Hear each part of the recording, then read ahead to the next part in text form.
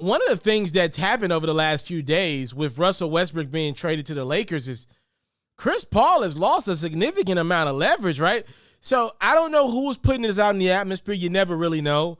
But the Chris Paul to Los Angeles Lakers rumors sounded a little bit ridiculous a week ago, right? Like, the Lakers ain't trying to go get Chris Paul. The Lakers don't want a third star. The Lakers just trying to get a couple pieces. The Lakers don't have enough to get a third star. But then the Westbrook thing happened. And then you realize, oh, wow, the Lakers really pulled this off.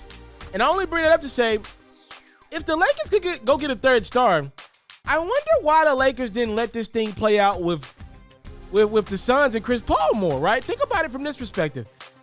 CP3 came off a really great year in Phoenix. Year one, 16 points, pretty much 9 assists, 4.5 rebounds, shot 50% from the field. Like, he balled out. His team got to the NBA Finals, his first trip in his career, all in year one with Phoenix. And this was with a shortened offseason, all that great stuff. If you're Chris Paul, the way you would have liked to see this thing play out is let the Lakers just kind of sit in the air and let the Westbrook rumor sit in the air, the Buddy Hield rumor sit in the air. Then when free agency starts, Chris is owed about $44.2 million in the last year of his deal.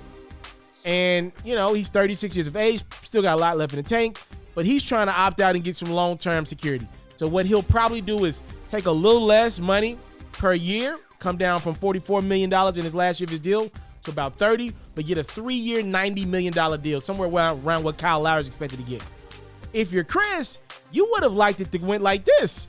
Lakers out in the air, the Knicks out in the air. Let's just let this all muster to make the Suns maybe give me 3 years, $35 million, 3 years, $40 million, something along the lines of that.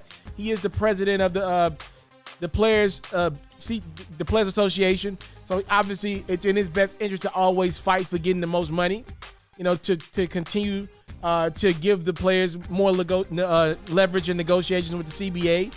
So if I'm CP3, I'm kind of upset that not that the Westbrook trade happened, but it happened at the time that was before free agency, because he would have been able to leverage a few more $1 million if it would have been in the air that the Lakers could potentially do the sign and trade. Again, Phoenix would have had to sign off on getting Montrezl Harrell, Kyle Kuzma, and Kentavious Caldwell-Pope. Maybe the Suns wouldn't have wanted that haul, but if they did, CP3 could have said, hey, I'm leaving you guys for nothing. I'll go sign with the Knicks before I come back to you guys for $25 million a year, right? But if y'all want to do a sign and trade, I'll go to the Lakers.